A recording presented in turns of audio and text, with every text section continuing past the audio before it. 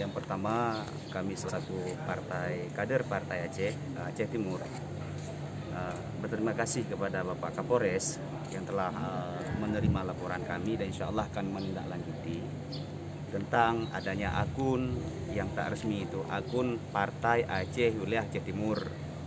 Karena memang seperti yang disampaikan oleh Sekjen Partai Aceh itu sangat-sangat merasakan, bahkan itu terjadi perpecahan.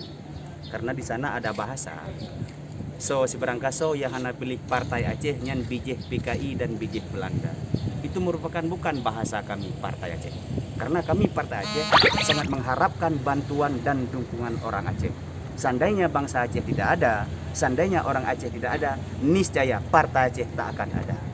Makanya kami sangat mengharapkan dukungan masyarakat Aceh. Nah, dan kami mengharapkan kepada akun yang palsu demikian itu dan kepada akun palsu-palsu yang lainnya, jangan mengujar kebencian. Secara agama itu salah, secara aturan juga salah. Secara agama itu dapat menghabiskan segala amal ibadah kita.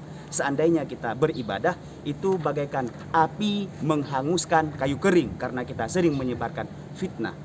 Malah fitnah itu lebih kejam daripada membunuh. Al fitnatu asyaddu minal qatli. Secara aturan, menyebar fitnah itu merupakan kena dengan pasal IT, ada ketentuan tersendiri. Kami menghimbau kepada saudara-saudara kami memang yang berbuat demikian untuk ke depan jangan lagi berbuat demikian. Hebat Aceh gara-gara kitanya bersatu. Kita selaku orang Aceh untuk memperjuangkan Aceh, mari sama-sama kita bersatu. Dan insya Allah sekali lagi kami dari Partai Aceh sangat mengharap bantuan dan dukungan masyarakat Aceh. Sekian.